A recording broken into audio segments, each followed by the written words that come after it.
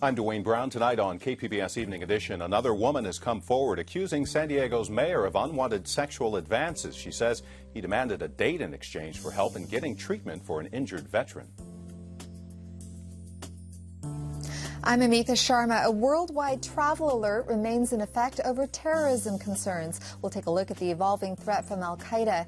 And teenage girls in juvenile hall face far more challenges than boys. We have the latest in a new study by the San Diego Association of Governments. Yeah, I'm getting lost in the beat, don't know where to start. Can hip-hop music be holy? We'll tell you about a San Diego church making rap a big part of its Sunday services. KPBS Evening Edition starts now.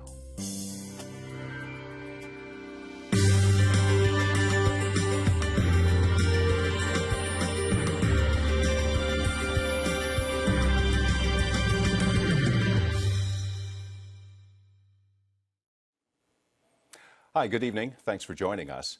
Another woman has come forward accusing San Diego Mayor Bob Filner of inappropriate sexual advances. KPBS Metro reporter Sandia Dirks was at another news conference today put on by attorney Gloria Allred. So, Sandia, who is the latest accuser?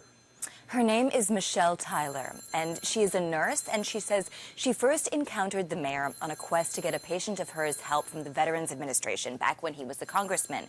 She says she then met with the mayor on June 11th, and she says the mayor seemed willing to help.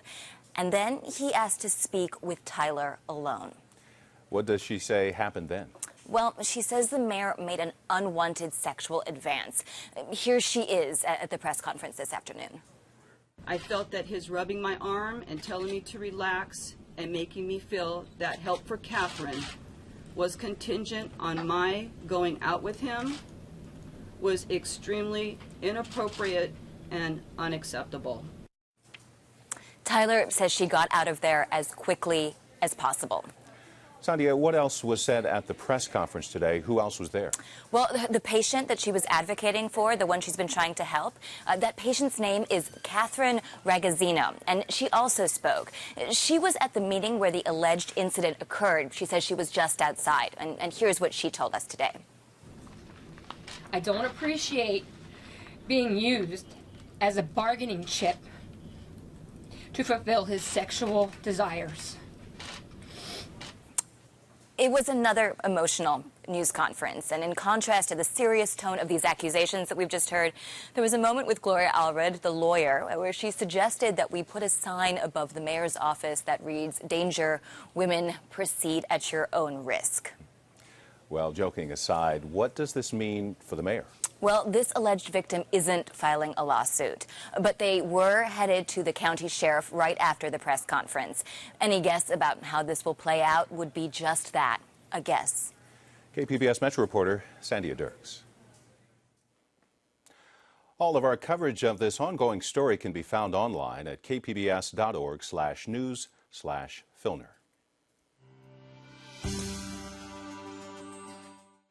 In other news tonight, last year, U.S. military personnel were more likely to die by suicide than fighting in Afghanistan. But a new study suggests the stress of combat is not what's driving the rise in military suicides. KPBS science reporter David Wagner joins us from the News Center with more on the research. David, who carried out this study and what did they find? So the study was led by Cynthia Lerdman at the Naval Health Research Center here in San Diego. She and her colleagues wanted to tease out the most common risk factors involved in military suicides, so they looked at the largest health survey of current and former service members. So what they found is that the factors involved in military suicides are basically the same as the factors that we see in civilian suicides. Things like abusing alcohol, suffering from depression, and just being a man. It might sound surprising, but whether or not a soldier saw combat and how many deployments they went out on, it didn't seem to make much of a difference. But couldn't military service still be the root cause of the alcohol and mental health issues? In some cases, it could be playing an indirect role like that, but the researchers looked at over 150,000 soldiers for this study. And when they compared those who did commit suicide with those who did not, they didn't find any major differences in combat history. Now, the data that they used in this study cuts off at 2008, And we know that military suicide rates have only gone up since then. So the researchers are hoping to follow up soon to see if anything has changed in recent years. KPBS science reporter David Wagner. Increased security continues at embassies across the Middle East. It's believed al-Qaeda may be planning an attack in the region. Amita Sharma takes a look at why officials are concerned. U.S. intelligence officials say they haven't seen this level of terrorist chatter since just before the September 11th attacks. As a precaution, 22 U.S. embassies have been closed in the Middle East and North Africa. Joining me to explain the ever-evolving threat from al-Qaeda and the response is San Diego State University terrorism expert Rick Epps. Welcome to the program. Well, thank you. What do we know about the type of threat that U.S. embassies are facing in the Middle East and North Africa?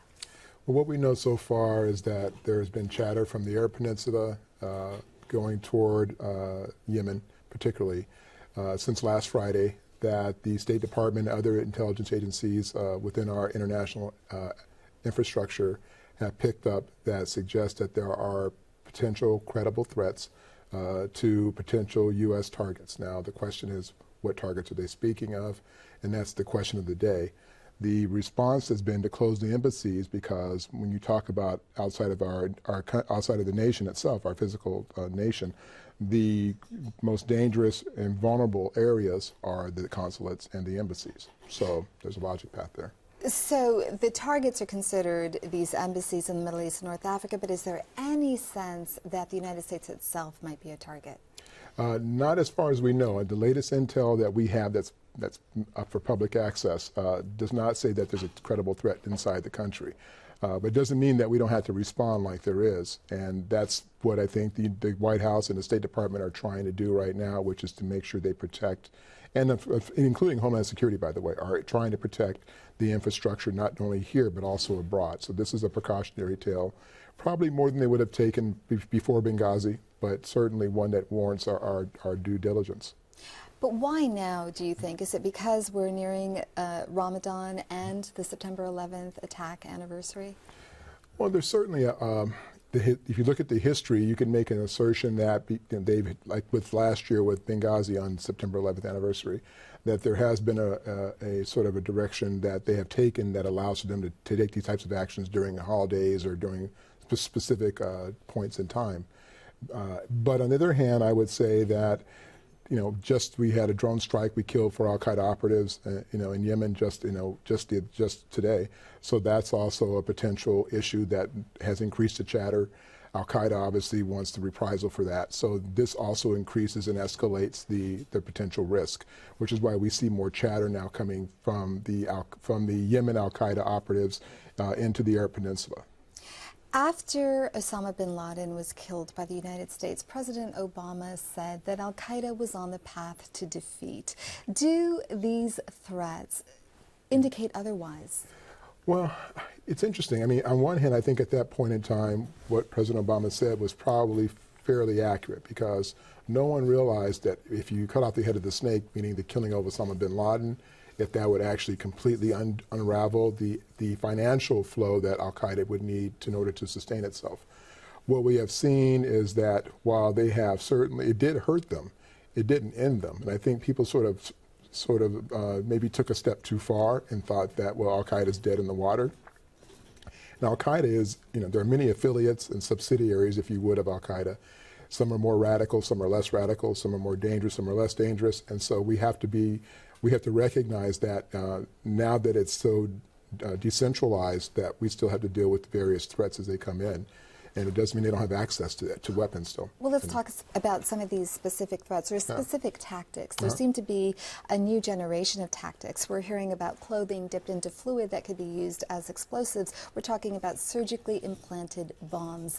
How technologically capable is the U.S. of detecting these tactics?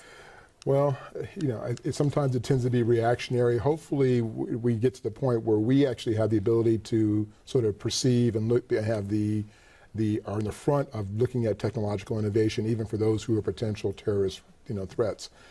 Sometimes it comes at the back end, which is unfortunate, but our response to this is pretty timely because we recognize the danger in those individuals. Now, whether they are able to take out, if you hit, for example, if you implanted some sort of a bomb in your body, how much damage could you do, because it's inside of you? Well, you may be able to do a small scale amount of damage, but whether you could do a tremendous amount, that varies. One of the things people also don't remember about terrorism, which I think is one of the most poignant parts, particularly when you look at two different types of terrorism. There's sacred terrorism, which is religious terrorism, and there's also secular terrorism, which is more nationalistic or political, if you would, like the IRA, for example, was.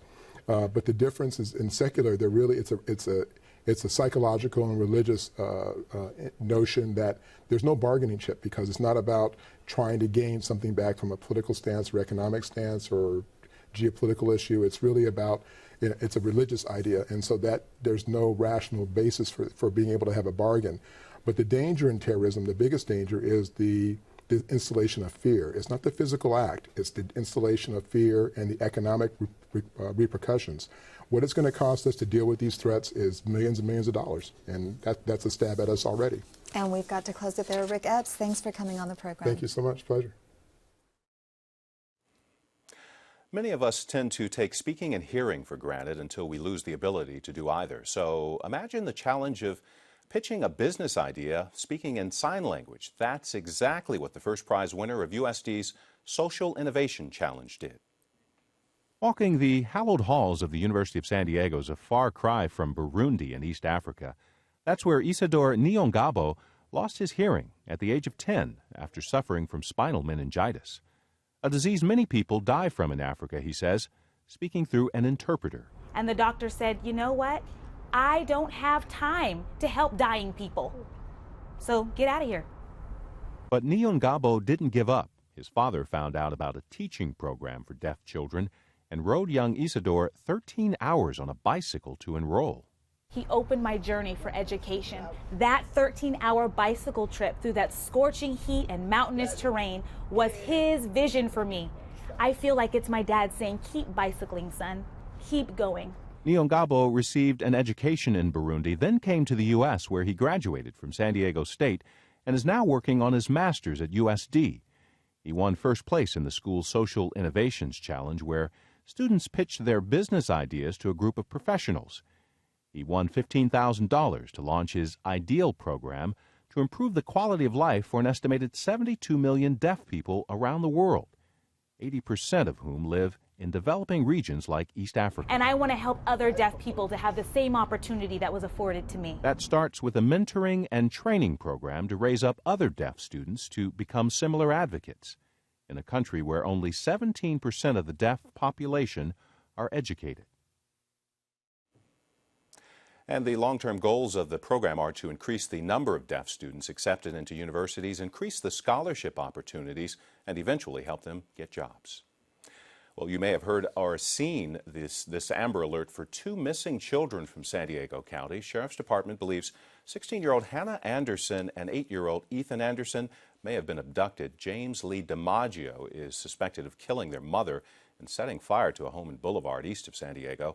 Authorities say he may be driving a 2013 blue Nissan Versa with California license plate 6WCU986. It's on the screen there. Anyone with information should call the San Diego Sheriff's Department.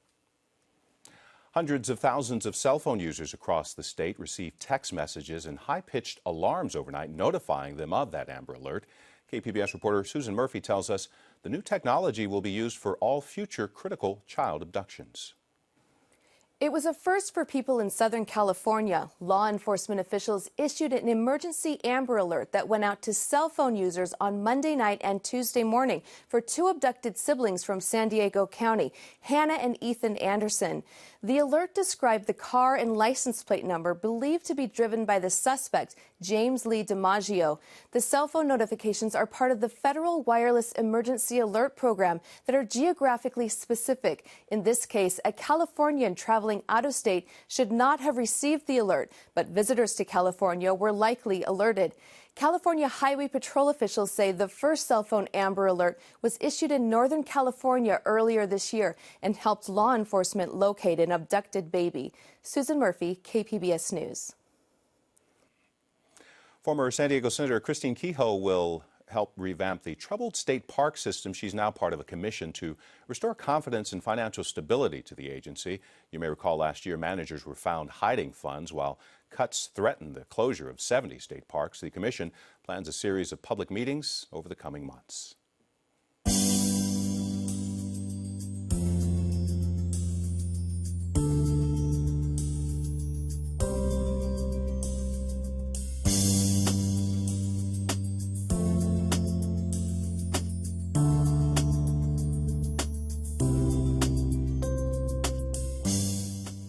There are more boys than girls in juvenile detention in San Diego County, but a new Sandag study finds the problems and issues faced by the girls in juvenile hall are both different and more severe than those of boys.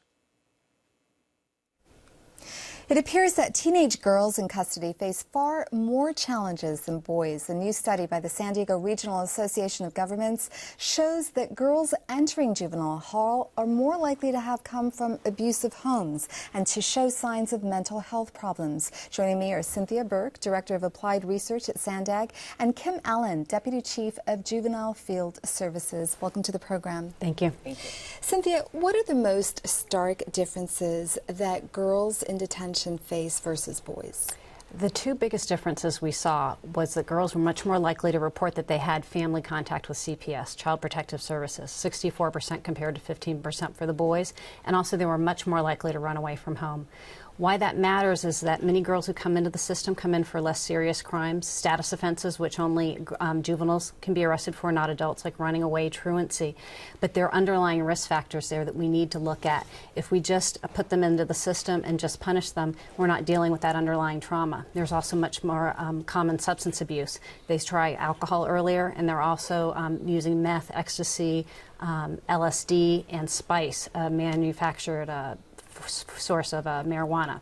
So we want to look at that, because if we don't address those underlying issues while they're juveniles coming into the system, they're going to be at greater risk as adults to continue on, because they're going to keep acting out in ways that the justice system may say is a crime: prostitution, surviving sex acts, and also substance abuse. So we want to get that early on.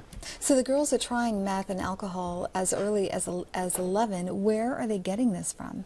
It's all out there. We ask them how easy they think drugs are to get, and we find that over 90% are saying marijuana is easy to get out there. It's out there. They are getting it from friends, other parents' homes. We also ask about prescription drug abuse, and we're finding that those youth who are using substances illegally, like the meth and the marijuana, the cocaine, they're also using prescription drugs. It's out there. It's the world we live in today. And do Cynthia's findings, do Sandag's findings support what you're seeing out in the field? Absolutely. We're seeing a higher occurrence of girls using substances, and the girls that are coming in are using more than they have in the past.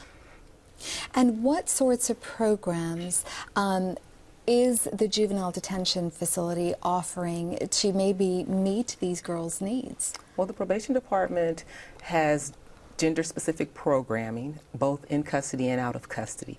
In our girls' rehabilitation facility, we have specific programming regarding trauma, the prostitution issues, family, communication, parenting. We have public health nurses that work with girls, because some of them are parents themselves.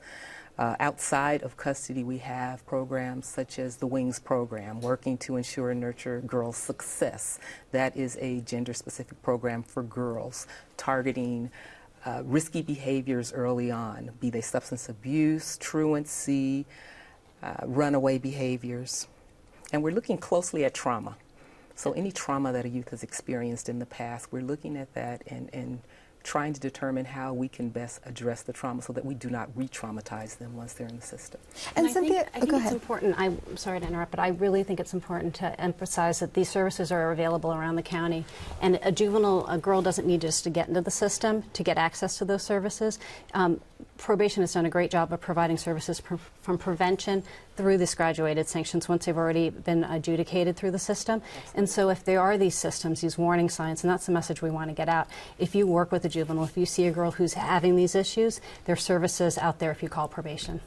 And why are girls facing more challenges? Do they simply have more stressors in their lives? We find that many of the risk factors for boys and girls are the same, except that the exposure for girls or greater. So, for example, the sexual victimization that could happen in a home situation, and also how they deal with those. Relationships are important to everybody, obviously, but girls are much more likely to be affected by that. A mentor can make a difference for them. If you see a girl who is starting to act out in a way that might be a more traditionally a boy juvenile delinquency issue, there might be those underlying issues. Don't be afraid to step up and help them.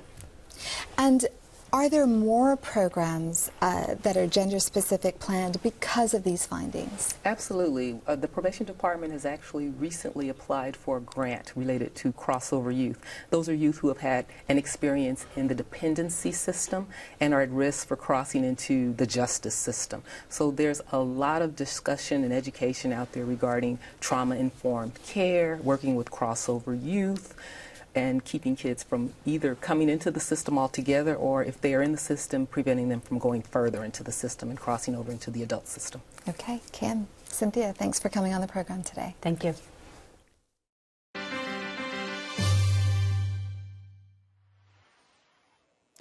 You might not expect to hear names like Puff Daddy and Jay-Z mentioned in the same sentence at church, but this next story will change that. A young church in the Valencia Park neighborhood is playing hip-hop music during its services. The pastor says hip-hop is central to many young people's lives, so he wants to make it central to their church. KPBS reporter Claire Trageser brings us this report.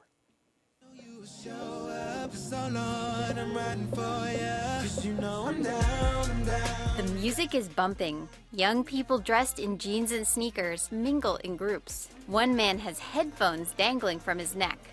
They high-five and hug, heads bobbing to the beat. This is church. The Body Church has been meeting in Southeast San Diego for over a year. It uses hip-hop music to attract a young and racially diverse congregation. Victor Schloss is the pastor. Well, we play hip-hop music because we are people that have been influenced by the hip-hop culture. When we're in our cars, when we're at home, even taking a shower, I mean, we play hip-hop music. So it's real natural for us to then come to church and get together as a bunch of believers and play the genre of music that we naturally listen to.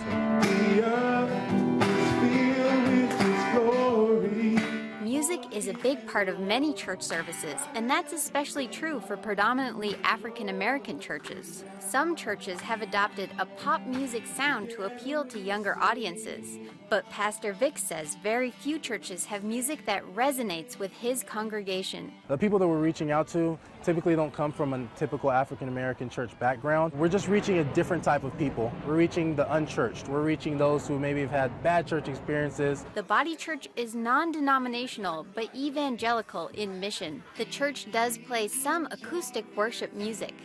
But when Tinsley Martins talks to the congregation about God's help in her battle against depression, she does it as a rap. Sad, lonely, abandoned, used, alone, betrayed, rejected, ugly, stupid, unfair opinions of yourself that depression created on a rainy day. Watch out for the thief. Depression plays you dumb because he knows darn well that a defeated mind don't fit when his kingdom come.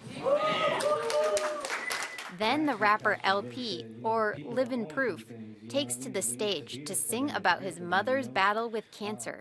My mom's doing chemo, but the cancer's getting worse, yeah. And now the doctor's saying she got 2 months. I don't know what to do, God, this is too much. Please order my path, cause these are vital steps. In my living room watching my moms take a final breath. LP says he used to be, as he calls it, a secular rapper. But after he became a Christian 4 years ago, he switched to rapping about Jesus. It feels better.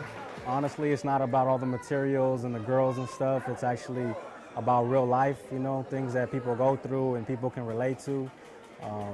So it does feel different, but it's a good different. Pastor Vic also works on the side as a DJ. He fits in references to rappers like Jay-Z and Puff Daddy during his sermon.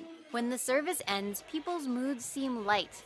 Children weave between legs, laughing and screaming, as the adults linger to talk with each other. Pastor Vic's vision was to bring people together around hip-hop and then hit them with messages about God.